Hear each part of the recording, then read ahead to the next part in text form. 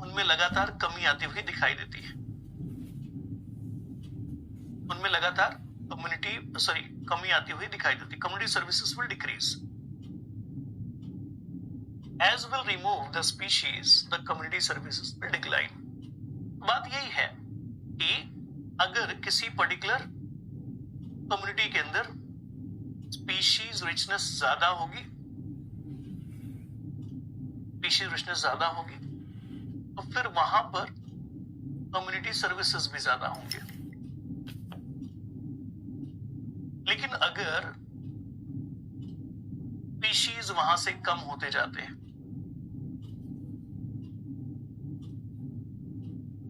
तो देखने को मिलेगा कि समय के साथ वहां कम्युनिटी सर्विसेज भी कम होते चले जाएंगे। प्राइवेट हाइपोथेसिस कुछ इस प्रकार की बात। जी हाँ, एरोप्लेन वाला एग्जाम। प्रीति ने सुना है क्या एरोप्लेन वाला एग्जाम्पल? एरोप्लेन वाला एग्जाम्पल सुना है क्या प्रीति ने? कहाँ सुन लिया प्रीति ने? तब सुन लिया भाई, मैंने पढ़ाया कहाँ पढ़ लिया भाई? मैंने तो बोला नहीं अभी तक ऐसा कुछ।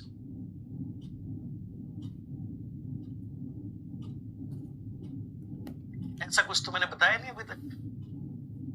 बाकी अगर कहीं से आपने सुना है तो सही सुना है। एरोप्लेन वाला एग्जाम्पल 12th क्लास में था, क्लास 12th में था। शाबाश नेवी में, वेरी गुड।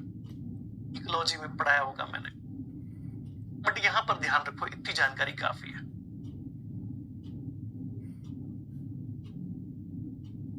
तो ये बड़ा सिंपल सी स्टोरी है। ये लोग एनसीईआरटी में पढ़े हुए हैं, सब लोग को पता है कि कम्युनिटी सर्विसेज कम होगा। बात ये ना कि जो पुरानी प्लेन्स हुआ करती थी, पुरानी प्लेन्स में मेटल पीसेस को जोड़ने के लिए जो बॉडी है उस मेटल पीसेस को जोड़ने के लिए राइवेट्स का इस्तेमाल होता था। राइवेट्स छोटे छोटे बुलेट्स टाइप होते हैं, उसको प्रेस करके किसी भी मेटल ऑब्जेक्ट को जोड़ दिया जाता है। पूरा हावड़ा पुल उसी का बना हुआ है, ठीक है? हाँ जी। नहीं, ये एक्यूमुलेशन कर्व नहीं है, ये एक्यूमुलेशन कर्व नहीं है। तो अब अगर एक एक करके, मान लीजिए प्लेन उड़ रहा है, अपनी मैक्सिमम एफिशिएंसी से आप एक एक करके उसमें से वो सारे मोल्ड्स निकालते चले जाएं, राइवेट्स निकालते चले जाएं, तो क्या होगा?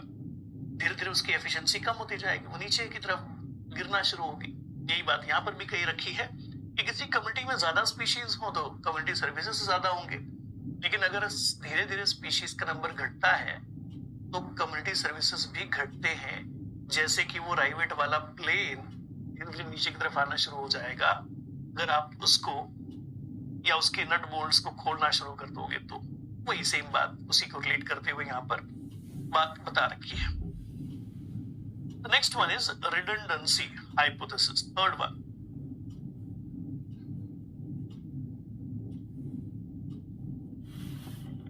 Redundancy hypothesis.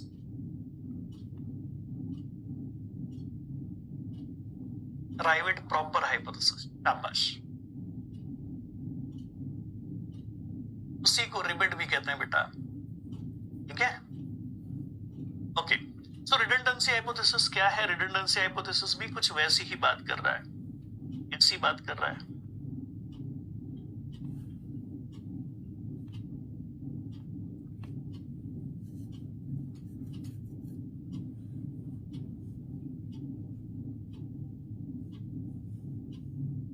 पेस्ट क्यों नहीं हो रहा?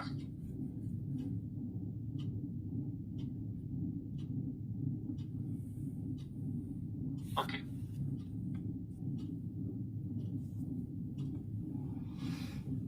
तो redundancy hypothesis is talking about what? Redundancy hypothesis का मतलब है कि बहुतायत,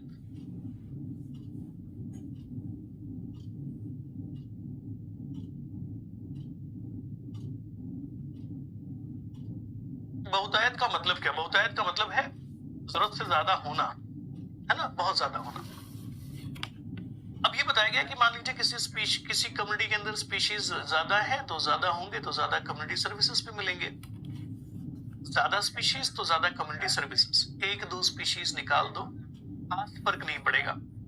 आप जैसे जैसे कुछ स्पीशीज इसमें से कम करोगे शायद कोई खास फर्क ना पड़े, लेकिन एक टाइम के बाद फर्क पड़ेगा। एक टाइम के बाद ग्राफ बहुत तेजी से नीचे आएगा, एक टाइम के बाद ग्राफ बहुत तेजी से नीचे आएगा। क्यों नीचे आएगा? कि होता ये है, किसी भी कम्युनिटी के अंदर किसी एक तरह के फंक्शन करने वाले एक से ज्यादा तरह के स्पीशीज हो सकते हैं, एक से ज्यादा तरह के लोग हो सकते हैं। किसी एक स्पीशीज के कम हो जाने से बहुत ज्यादा फर्क नहीं पड़ता कम्युनिटी के सर्विसेज पर। क्यों? क्योंकि उसी तरीके का इकोलॉजिकल रोल प्ले करने वाले कई सारे स्पीशीज होंगे। लेकिन एक टाइम के बाद अब अगर कोई स्पीशीज कम होती है, निकलती है, अब असर दिखेगा, अब बहुत तेजी से कम्युनिटी सर्विसेज डिक्लाइन होंगे। जी हाँ, इसी बात को यहां पर एक्सप्लेन किया गया है।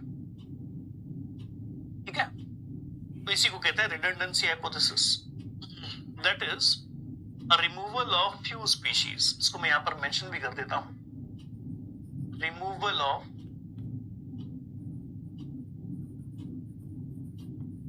few species may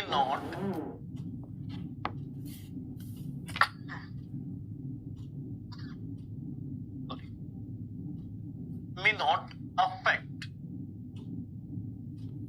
the community services. Community services. But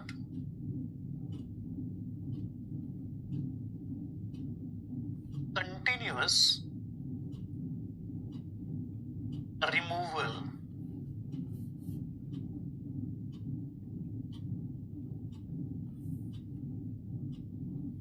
will affect community services drastically.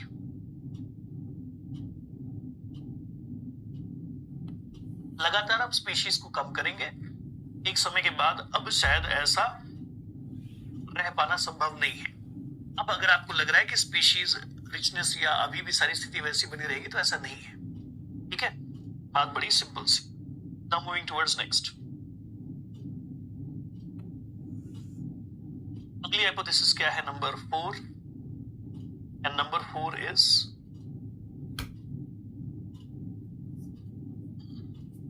Keystone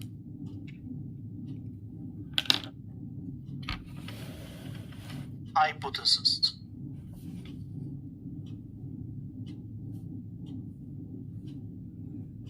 Now what is this keystone hypothesis? Keystone hypothesis का बड़ा सिंपल सा मतलब है कि नेचर के अंदर सारी की सारी स्पीशीज जो है वो कहीं ना कहीं कोई ना कोई जरूरी रोल प्ले कर रही है। तो हर स्पीशीज का अपना अपना क्या है, फंक्शन है, हर स्पीशीज का अपना अपना रोल है। अब आप तो ये कह रहे हो कि मान लीजिए एक आध दो स्पीशीज निकलने से कोई खास फर्क नहीं पड़ता, आप यही कह रहे हो। या फिर राइवेट हाइपोथेसिस में कहा गया कि भाई अगर कुछ स्पीशीज कम होंगे तो असर पड़ेगा। लेकिन कीस्टोन हाइपोथेसिस में ये कहा गया है कि नेचर में कुछ ऐसी स्पीशीज होती है जिनका बहुत इंपॉर्टेंट रोल होता है ना? कुछ ऐसे स्पीशीज होंगे जिनका बहुत वैल्यूएबल रोल है, और इस वैल्यूएबल रोल की वजह से अगर मान लो वो स्पीशीज किसी वजह से कम हो गई तो फिर असर पड़ेगा। तो सब कोई नेचर के अंदर पाए जाने वाली अलग अलग कंडीशंस को रिप्रेजेंट कर रहा है। कोई कह रहा है कि भाई फर्क नहीं पड़ेगा, क्यों? क्योंकि बहुतायत होती है, एक तरह के काम करने वाले कई तरह के लोग होते हैं, या कई सारे लोग होते हैं, एक दो के कम हो जाने से फर्क नहीं पड़ता। ऐसे ही फिर दूसरी हाइपोथेसिस कहती है कि भाई कुछ स्पीशीज कम होंगे तो शायद फर्क ना पड़े, बट एक समय के बाद इफेक्ट दिख जाएगा। तो हर कोई अपने अपने तरीके से जो बात कह रहा है वो सही है, क्योंकि नेचर के अंदर सारी सिचुएशन एग्जिस्ट करती है। ऐसे ही अब ये हाइपोथेसिस ये कहती है कि हो सकता है कि बाकी सारी स्पीशीज या ऐसी कई सारी स्पीशीज हो जिनके निकालने से फर्क ना पड़े, लेकिन कुछ ऐसी स्पीशीज भी नेचर में एग्जिस्ट करती हैं जिनको आप कीस्टोन स्पीशीज कहते हो। अगर ये किसी वजह से कम हो जाए, अगर मान लीजिए आपने किसी कीस्टोन स्पीशीज की एलिमिनेशन करा दी किसी कम्युनिटी में से, तो अब बहुत जल्दी बहुत कम वक्त में जो कम्युनिटी सर्विसेज हैं वो ड्रास्टिकली रिड्यूस डाउन हो जाएंगे, बहुत तेजी से नीचे आ जाएंगे. Why? Because a keystone species are a kind of species which play a very, very important role in the maintenance of the community structure. So keystone species, ध्यान रखिएगा, they play a very important role in this proportionate to their number.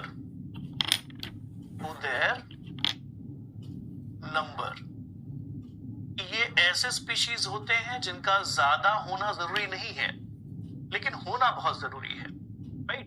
तो ऐसा कोई species जिसके ज्यादा होने से फर्क नहीं पड़ता, है ना? ज्यादा हो जरूरी नहीं है, लेकिन होना जरूरी है, ऐसी कोई बात. मतलब मैं यही कहने की कोशिश कर रहा हूं, डोमिनेटिंग स्पीशीज हो, ज्यादा नंबर में हो जरूरी नहीं है, होना जरूरी है, कम नंबर में क्यों ना हो. तो such type of species are called keystone species. और गुजरात सेट का एग्जाम दिया था बच्चों ने? आप में से कोई है जिसने गुजरात सेट का एग्जाम दिया था?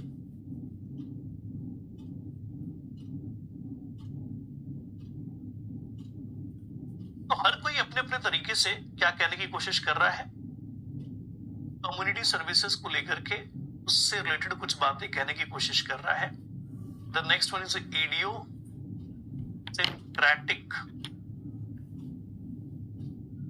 हाइपोथेसिस. हाँ जी, सी ऑटर, हाँ सही बात, सी ऑटर भी आएगा उसमें. लेकिन जो मैं पूछ रहा हूं वो बताओ पहले. Tiger, lion, both are keystone species. हाँ, कीस्टोन है. So now what is exactly this idiosyncratic hypothesis क्या कहता है?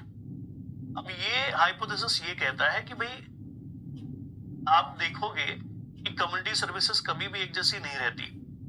Community services it may get increase, may get decrease. How it may get increase? It may get increase when the condition will be favorable. It may get decrease when the condition will be unfavorable. Again, this kind of situation will be get observed.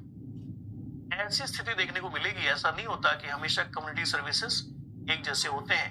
कभी community services बढ़ जाते हैं, कभी घट जाते हैं, कभी फिर बढ़ जाते हैं. According to the seasonal condition, according to the environmental condition, the community services it could very.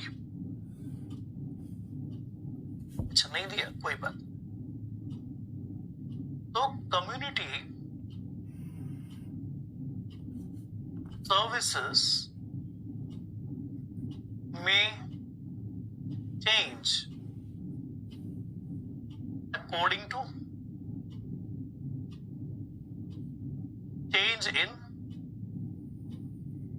change in season or environmental condition. हो सकता है एनवायरमेंटल कंडीशन या एनवायरमेंट बदलने पर कम्युनिटी सर्विसेज में उसी प्रकार से फ्लक्चुएशंस देखने को मिले. That's it. ठीक है, बात खत्म. आगे बढ़िए अगले कॉन्सेप्ट की तरफ. अगला कॉन्सेप्ट ले आते हैं. अगला कॉन्सेप्ट है, जैसे कि अभी कुछ बच्चे कह रहे थे सर आपने ये नहीं पढ़ाया या ये वाला बात पढ़ा रहे हो क्या? That is called accumulation